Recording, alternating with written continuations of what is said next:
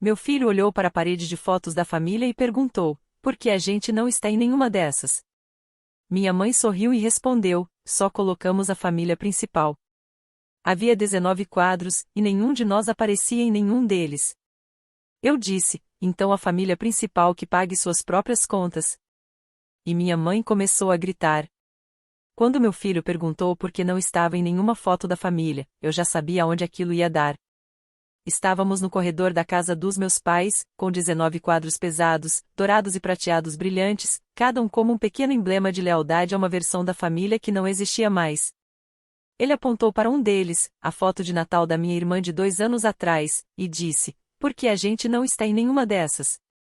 Antes que eu pudesse responder, minha mãe, que saía da cozinha com uma bandeja de biscoitos como se todos fingíssemos ser uma família normal e feliz, disse sem hesitar: só colocamos a família principal. Assim, simples assim. Sem dúvida, sem pensar duas vezes. Como se fosse a coisa mais natural do mundo. Meu filho piscou, olhou para mim e depois de volta para a parede. Senti algo frio se instalar no meu peito. Não era choque, porque aquilo não era novidade, mas aquele tipo de frio que você sente quando alguém confirma em voz alta exatamente o quanto pensa tão pouco de você. Fiquei ali tentando deixar passar, mas não consegui. Então que a família principal pague suas próprias contas. Não levantei a voz. Não precisei. Aquela frase atravessou o ar como vidro quebrando, e tudo ficou parado por um segundo. O rosto inteiro da minha mãe mudou. Ela se virou lentamente para mim, como se não pudesse acreditar no que eu acabara de dizer. O sorriso dela evaporou. Ela não perguntou o que eu quis dizer. Ela sabia. Ela simplesmente começou a gritar sobre como eu sempre fui tão dramática, como eu sempre precisava fazer tudo sobre mim, como eu a estava envergonhando na frente do meu filho. Ela começou a puxar todos os insultos daquele saco de culpa que ela usa comigo desde os 12 anos, ingrata, amarga, divisiva, com ciúmes da minha irmã. Esse último sempre aparece. Eu não me mexi. Continuei apenas olhando aquelas fotos ridículas. Meu marido levou nosso filho para fora sem dizer uma palavra. Ele sabe a hora de sair da zona de impacto. Eu fiquei ali, ouvindo a voz da minha mãe ecoar sobre aqueles quadros, lembrando de quem ela realmente considerava família. E então meu pai entrou. Ele estava na garagem, provavelmente bebendo uma das cervejas artesanais que finge conhecer tudo sobre. Perguntou o que estava acontecendo, como se não tivesse ouvido os gritos dela ecoando pelo quarteirão inteiro. Eu contei exatamente o que tinha acontecido, e ele fez o que sempre faz. Tentou ser o pacificador, sem realmente reconhecer qual era o problema de verdade. E não é sobre isso. Não leve para o lado pessoal. Sabe, sua mãe não quis dizer desse jeito. Eu fiz uma pergunta simples. Se não é pessoal, então cadê a foto da gente? Cadê a do nosso casamento? Cadê a do primeiro aniversário do nosso filho? Você estava lá. Ele não disse nada. Olhou para outro lado. Depois começou a resmungar algo sobre não querer se envolver em drama de mulher. Foi aí que percebi que estava desperdiçando meu tempo. Virei, saí pela porta da frente e não olhei para trás. Nem conseguimos jantar. Eu queria poder dizer que acabou ali, mas aquilo foi só o primeiro fósforo jogado na grama seca. O fogo ainda nem tinha começado. No dia seguinte, meu telefone começou a apitar. Chamadas perdidas da minha mãe, depois do meu pai, depois da minha irmã. Uma caixa postal atrás da outra. Todas versões da mesma mensagem: como você pôde fazer isso? Por que diria isso? Como ousa agir como se não fizesse parte da família? Mas eles só lembram que eu existo quando o telhado começa a vazar, o ar-condicionado quebra ou o imposto da casa aumenta, e de repente a família principal precisa de ajuda para manter a casa. E pela primeira vez, eu não atendi. Na terceira caixa postal, parei de ouvir. Tudo eram remixes da mesma música, minha mãe chorando sobre como eu estava destruindo a família, meu pai me pedindo para ser razoável, e então minha irmã, que nunca liga a não ser para reportar pelos nossos pais, mandou a sua frase calma, mas tóxica de sempre: se você vai transformar tudo em questão de dinheiro de novo, talvez seja melhor nem aparecer mais. Como se eu tivesse transformado. Como se eu não tivesse transferido dinheiro 3 vezes este ano para cobrir os chamados e imprevistos deles. Como se eu não tivesse pago o encanador deles na primavera passada, a franquia do seguro pelo dano da granizo e uns milhares de reais para o filho mais novo da minha irmã quando ele precisou de cirurgia dentária. Mas claro, sou eu que estou transformando tudo em dinheiro. Então, fiquei em silêncio por 2 semanas. E então, como sempre, chegou uma mensagem de grupo no nosso chat da família, da minha mãe, é claro, jantar de ação de graças na nossa casa. 17 horas, somos todos adultos. Vamos deixar isso para trás. Meu marido me perguntou se eu queria ir e eu disse que sim. Não porque eu quisesse deixar algo para trás. Eu só queria ver até onde eles iam quando não podiam mais fingir. Chegamos com 20 minutos de atraso. Minha irmã me deu aquele sorriso ensaiado, de lábios apertados, do outro lado da mesa, aquele que ela usa quando quer que todos saibam que está acima de qualquer drama, a não ser que seja ela quem esteja causando.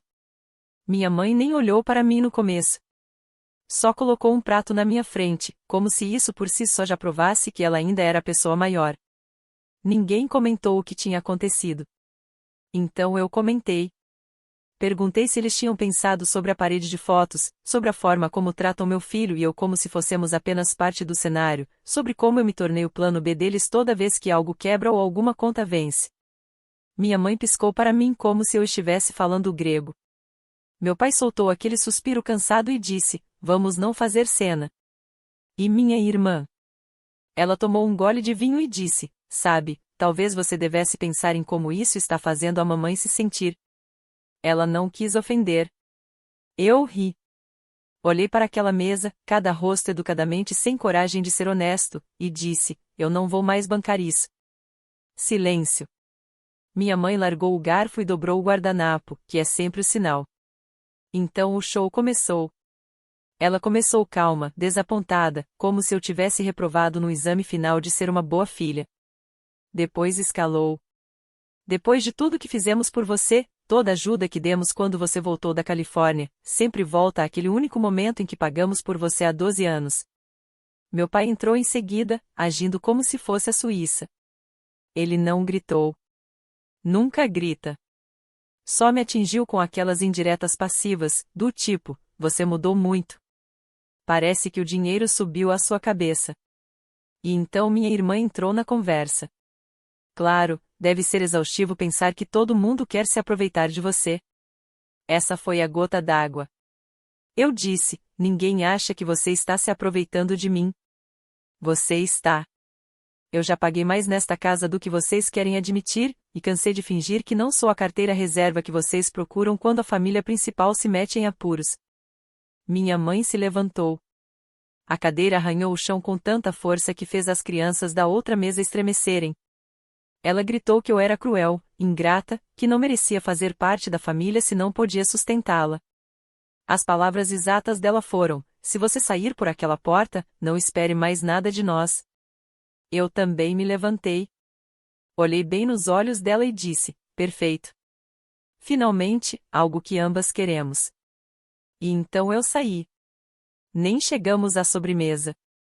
Mas isso não foi o fim. Nem perto disso. Na manhã seguinte, começaram as mensagens.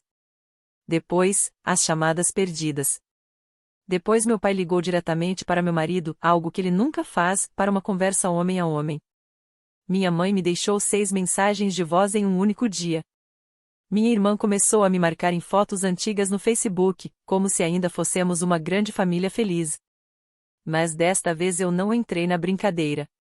Eles me cheram com o urso errado. E estavam prestes a descobrir o que acontece quando eu paro de bancar a fantasia. Não demorou nem uma semana inteira.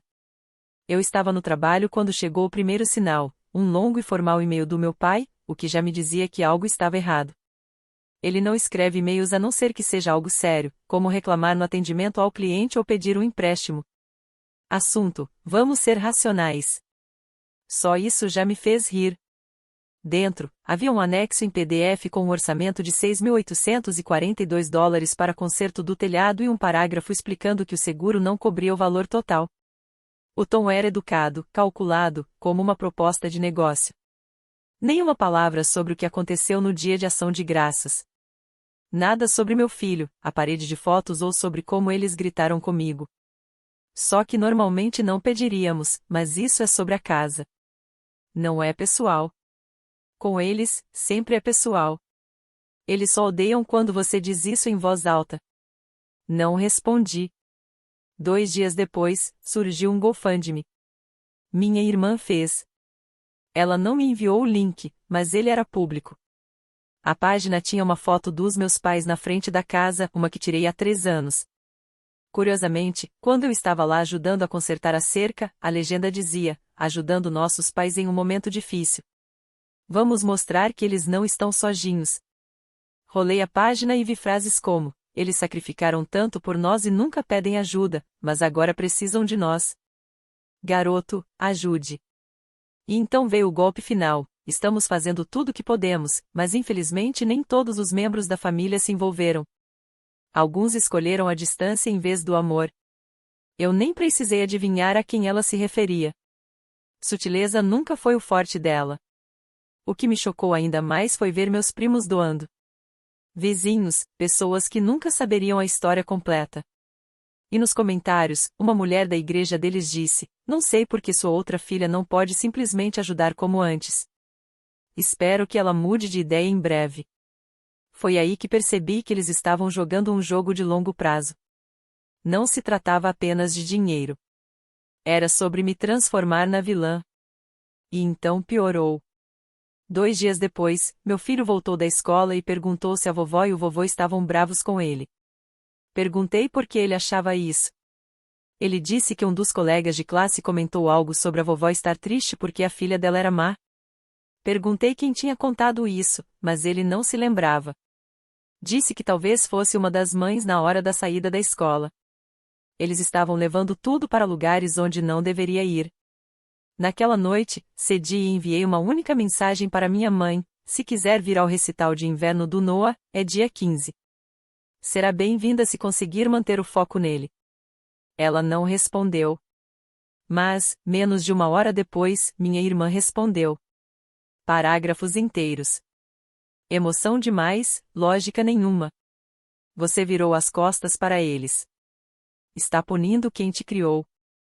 Dinheiro não te faz melhor do que nós. Só pedem porque confiam em você. E então veio a parte que ficou na minha cabeça. Você acha que está no controle agora, mas continue pressionando e vai se arrepender do que vem a seguir. Isso não era culpa. Era uma ameaça. Não respondi. Em vez disso, comecei a colocar a casa em ordem. Cancelei todos os pagamentos automáticos vinculados aos nomes deles. Nada mais de contas de serviços. Nada de assinaturas de streaming. Nada de empréstimos temporários que nunca eram devolvidos.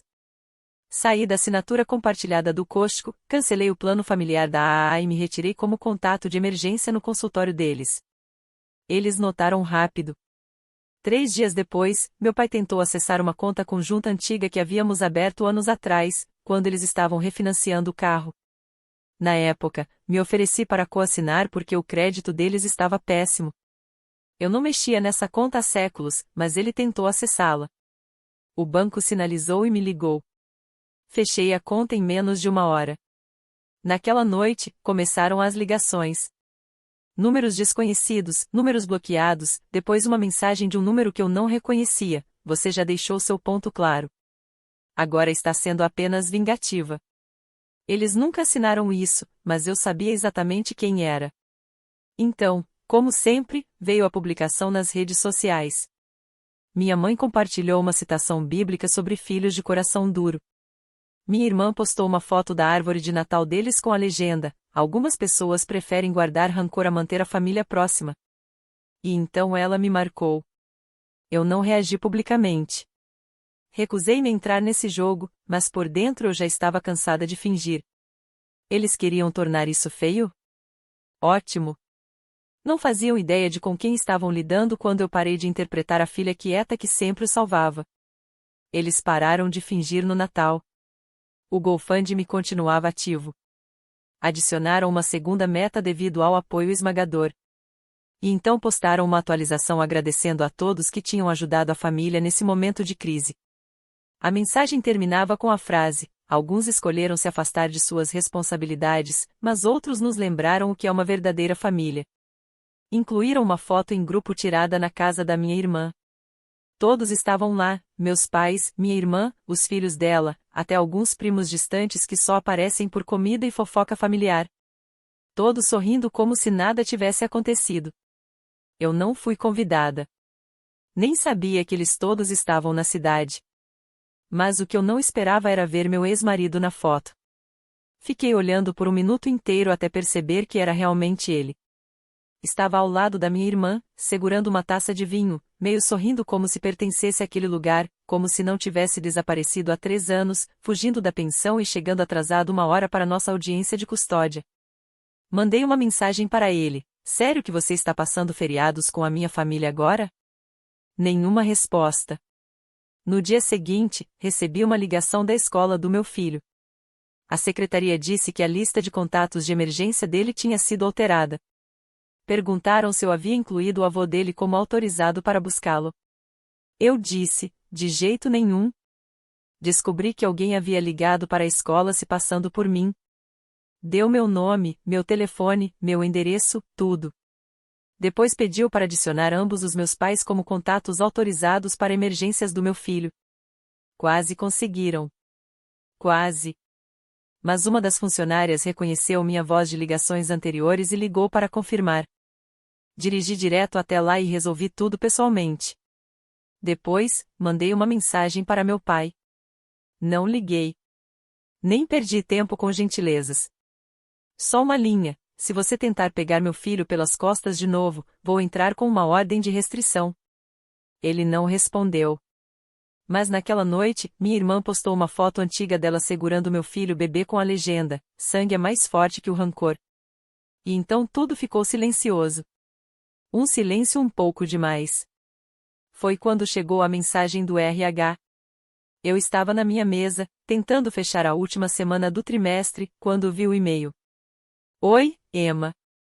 Recebemos uma denúncia sobre conflito de interesses e má conduta financeira. Precisamos acompanhar todas as reclamações.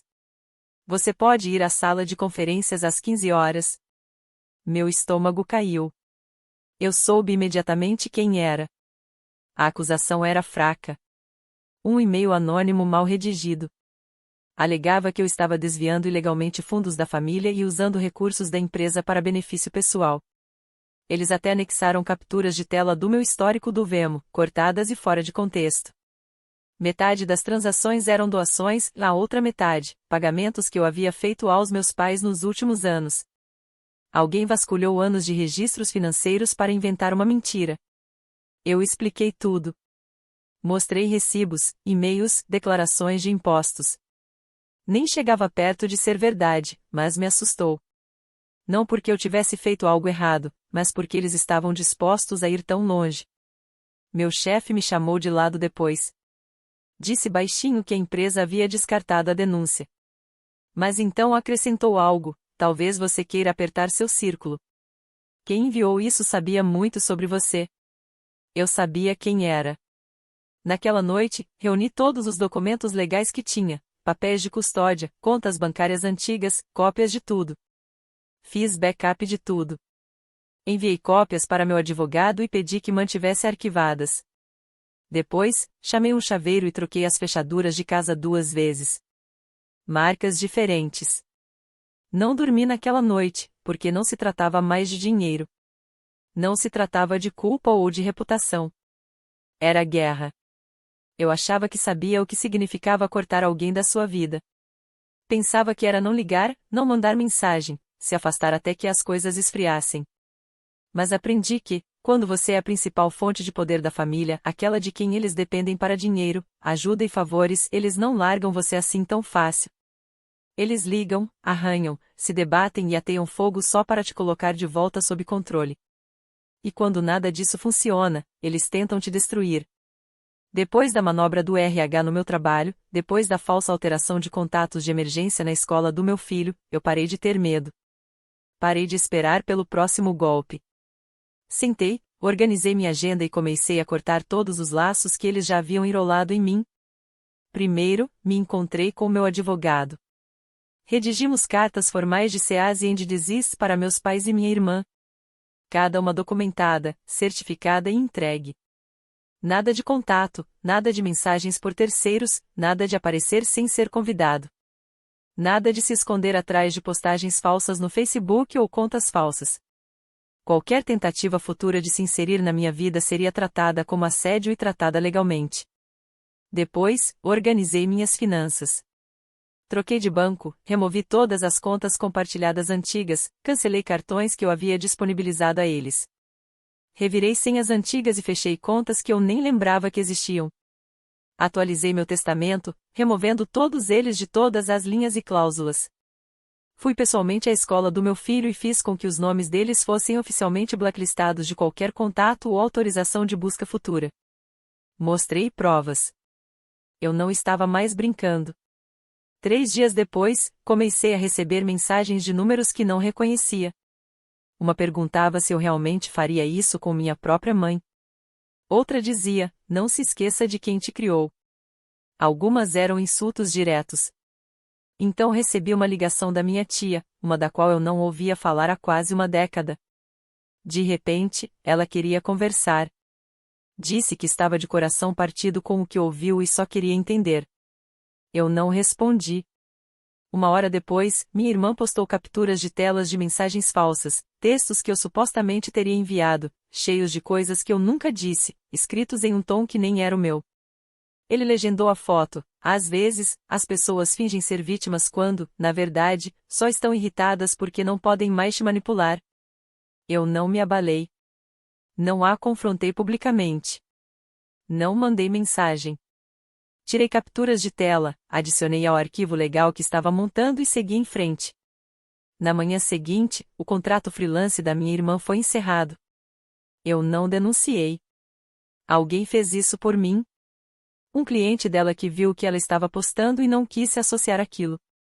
Aparentemente, ela vinha usando meu nome nas histórias que contava para ganhar simpatia, dizendo que eu havia abandonado a família e que eu era emocionalmente instável.